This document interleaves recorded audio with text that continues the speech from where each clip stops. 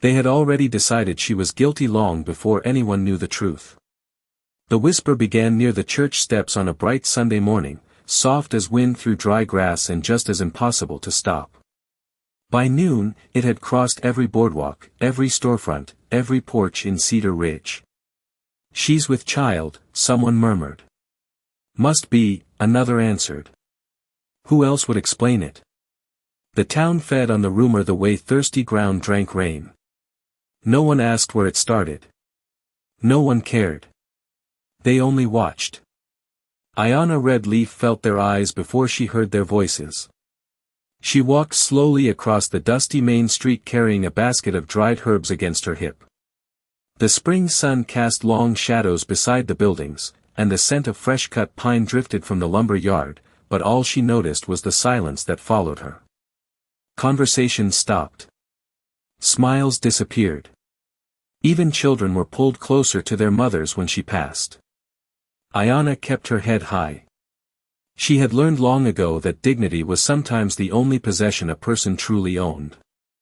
The daughter of an Apache healer, she had spent years helping anyone who knocked on her door. Settlers. Ranch hands. Widows. Travelers. It had never mattered who they were. If they were sick, she helped. If they were hungry, she shared what little she had. Yet kindness rarely survived contact with fear. She reached the general store and placed a few coins on the counter. The owner avoided her eyes while measuring coffee beans into a paper sack. "Anything else?" he asked quietly. His voice carried none of its usual warmth. "No," Aiyana said. The man nodded but did not look up. Outside, two women stood beside a water trough pretending not to stare. One leaned toward the other and whispered something behind her hand. The second woman gasped. Then both looked directly at Aiyana's stomach. Aiyana tightened her grip on the sack and kept walking. She never answered their curiosity. That was what bothered them most. Across the street, sitting alone beneath the shade of a weathered awning, Cole Maddox watched everything. The cowboy's hat was pulled low over his brow, but his eyes missed little. He saw the glances. The whispers. The way people shifted when Aiyana came near. He said nothing. Most days, Cole preferred silence. It was simpler than arguments and safer than promises. Still, something about the scene settled heavily in his chest. Aiyana crossed the town square and disappeared toward the old church road. The whispers followed her like dust behind a wagon. An hour later, they were worse. By sunset, they had become certainty. Nobody spoke of possibility anymore. They spoke of shame. As the evening bell rang and golden light spilled across Cedar Ridge, Aiyana stopped beside a small graveyard on the hill overlooking town. The wind moved gently through the grass. She stood alone among the weathered markers, staring at one particular grave. For the first time all day, her shoulders lowered. For the first time, the weight she carried showed on her face. Down below, the town lights flickered to life one by one. And from the shadows near the fence line, unseen by everyone except the setting sun, Cole Maddox watched her wipe away a single tear. Some people spend their whole lives hiding from trouble. Cole Maddox had spent his hiding from memories. The next morning arrived cold and clear across Cedar Ridge. A thin layer of mist hovered over the creek east of town while sunlight spilled across the prairie in pale bands of gold. Cole was already awake before dawn, repairing a section of fence nearly a mile from his cabin. The steady rhythm of hammer against wood usually quieted his thoughts. Today it did not. Every time he drove a nail into the post, he found himself remembering the look on Aiyana's face in the graveyard. Not the tear itself. The way she had tried to hide it. That was the part he couldn't forget. Most people in Cedar Ridge believed strength meant speaking louder than everyone else. Aiyana carried hers differently. Around mid-morning, Cole loaded supplies into his wagon and headed toward town. He needed lamp oil, horse feed, and a replacement strap for his saddle. Simple errands. Nothing more. Yet the moment he crossed the edge of town, he sensed something had changed. The whispers had grown bolder overnight. People no longer lowered their voices when speaking about Aiyana. They spoke openly now, confident enough in their assumptions to stop pretending. Two ranch hands laughed outside the blacksmith shop. A woman shook her head disapprovingly while arranging vegetables near the market. Even the barber paused mid-conversation to listen when someone mentioned Aiyana's name. Rumors, Cole knew, were like prairie fires. Once they found dry grass, they spread on their own. He tied his horse outside the general store and stepped onto the boardwalk. Before entering, something caught his eye. Across the street stood a small boy no older than 10. The child clutched a wooden crutch and struggled to carry a bucket nearly half his size. Several adults passed him without stopping. Then a familiar figure appeared. Aiyana. She crossed the street without hesitation. Without asking questions. Without checking who might be watching. She took the bucket from the boy's hands and walked beside him toward a small cabin near the edge of town. The boy smiled. It was the first genuine smile Cole had seen all morning. A few people noticed. None seemed impressed. They were too busy protecting their opinions. Cole entered the store and purchased his supplies. While the owner counted coins, a folded paper slipped from a crowded shelf behind the counter. Nobody noticed except Cole. He bent down and picked it up. The paper looked old, creased from years of use. Across the front was written a single name in faded ink. Aiyana Red Leaf. The owner quickly snatched it away. Too quickly. Private records, the man muttered. His nervousness lingered longer than the explanation. Cole said nothing, but the moment stayed with him. Outside, clouds had begun gathering over the western hills. Dark ones. The kind that promised rain by nightfall. As he prepared to leave, he spotted Aiyana again. She was walking toward the church carrying a small wooden box pressed carefully against her chest. She moved slowly, as though the box contained something fragile. Something important. Halfway across the square, a gust of wind caught her shawl. For a brief second, the wooden box slipped from her grasp. Aiyana caught it before it hit the ground. But not before Cole saw. What was burned into the lid? A date. And beneath it, 3 words. Property of St. Mercy. Aiyana immediately pulled the box closer and continued walking. She never looked back. Yet for reasons he couldn't explain, Cole found himself staring after her long after she had disappeared through the church doors. A lesson learned too late often becomes a warning carried into the next storm. 2 days after the whispers swallowed Cedar Ridge, Aiyana stopped expecting fairness from the town. Instead, she began paying attention to things she had once ignored. The lingering glances. The sudden silences. The strange feeling that someone always seemed to know where she had been. The realization settled over her slowly, like evening shadows stretching across the prairie. The rumors were no longer the problem. They were a distraction.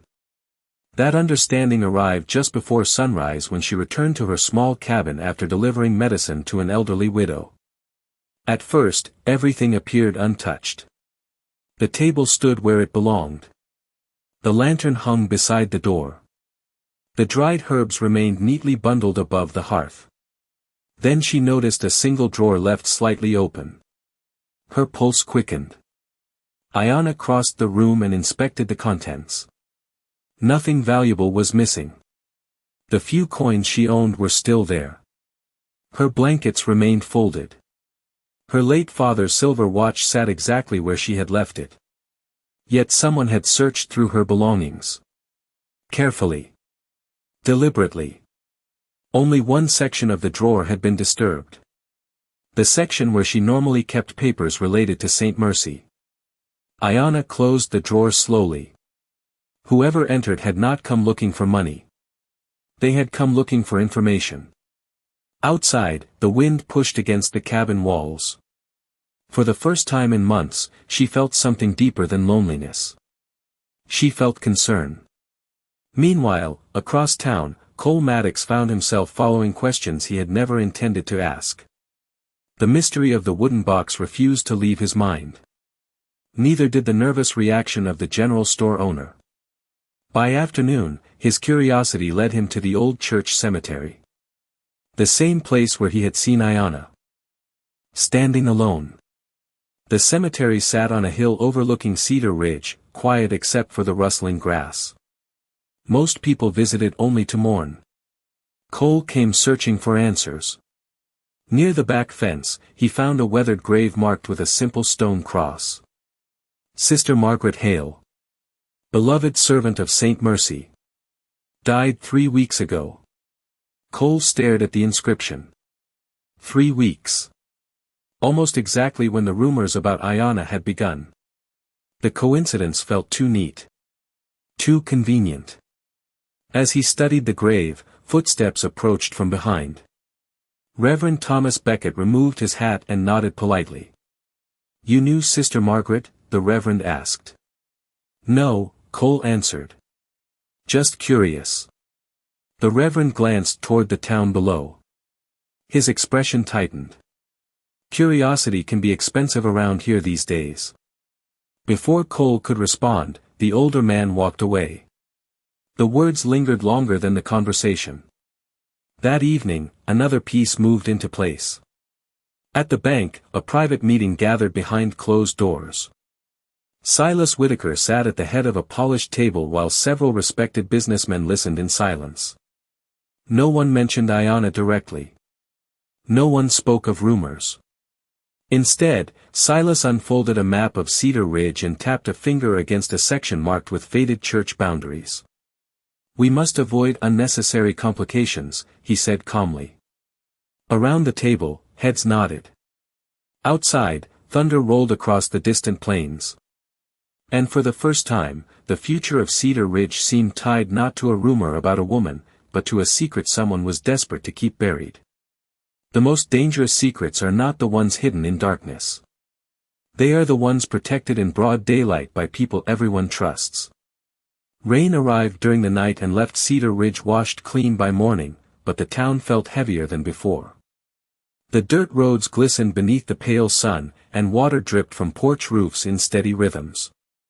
Aiyana spent the early hours organizing medicine jars inside her cabin. Her hands moved with practiced precision, yet her thoughts remained fixed on the open drawer. Someone had searched her home. Someone knew about Saint Mercy.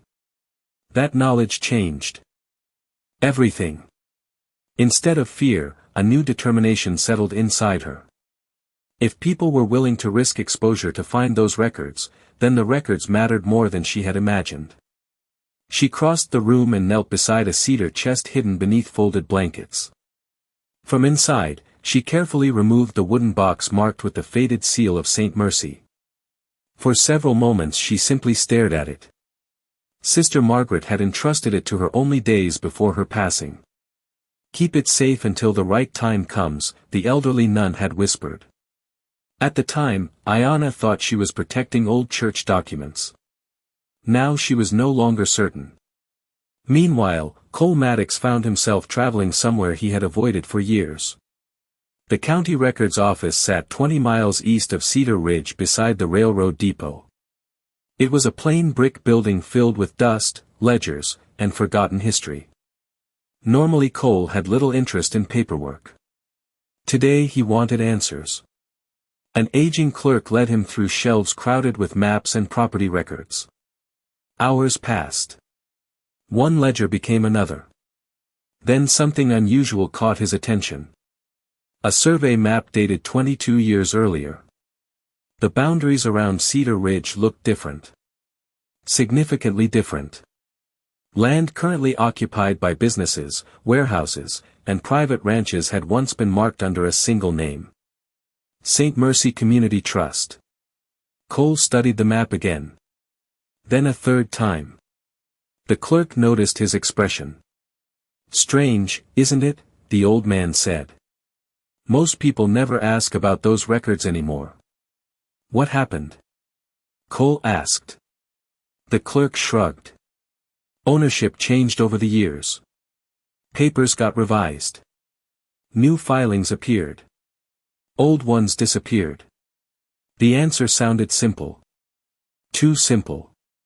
Back in Cedar Ridge, another problem emerged. Aiyana arrived at the church carrying medicine for Reverend Beckett. The sanctuary stood nearly empty except for 3 women arranging flowers near the altar. Their conversation stopped the moment she entered. One woman forced a smile. Another looked away entirely. The third stepped forward carrying a folded envelope. Someone asked me to give you this, she said. Aiyana accepted it. Cautiously. There was no name. No return address. Only a single sheet of paper inside. 5 handwritten words. Stop asking questions about St. Mercy. Her breath caught. She had not asked anyone a single question. Which meant someone feared she might start. Outside, church bells echoed across the valley. At nearly the same moment, Cole rode back toward town carrying copies of the survey maps in his saddlebag. Storm clouds gathered again along the horizon. As he approached Cedar Ridge, he noticed something unusual near the bank. Several influential townsmen stood together speaking with Silas Whitaker. The conversation ended abruptly when they spotted him. Smiles vanished. Eyes shifted. Then everyone walked away in different directions. Cole watched them disappear. In his years on the frontier, he had learned one lesson above all others. Honest people rarely scattered when someone arrived.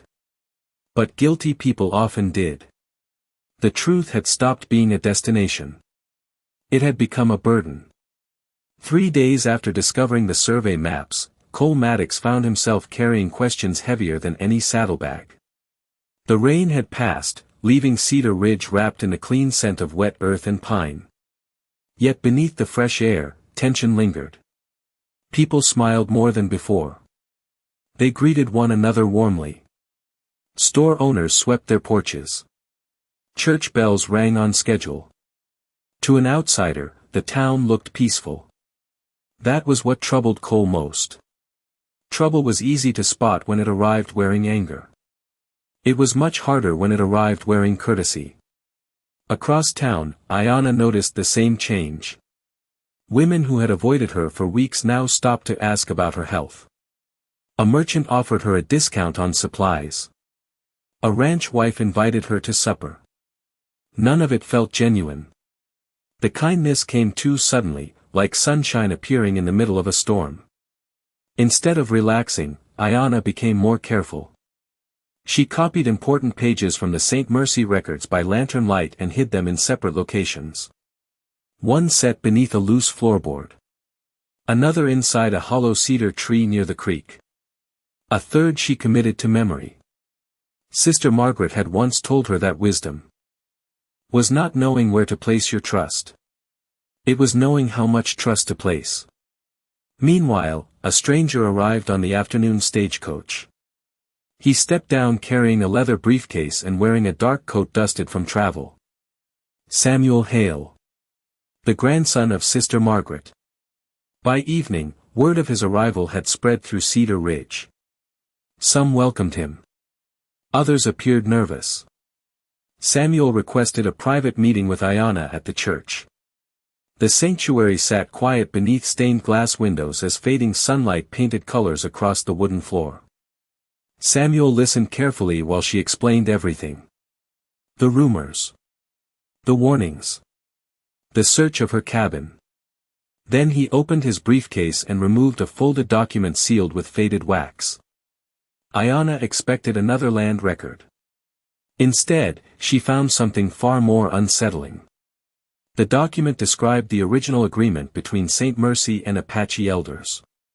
But near the bottom sat an additional paragraph. One that had never been mentioned before.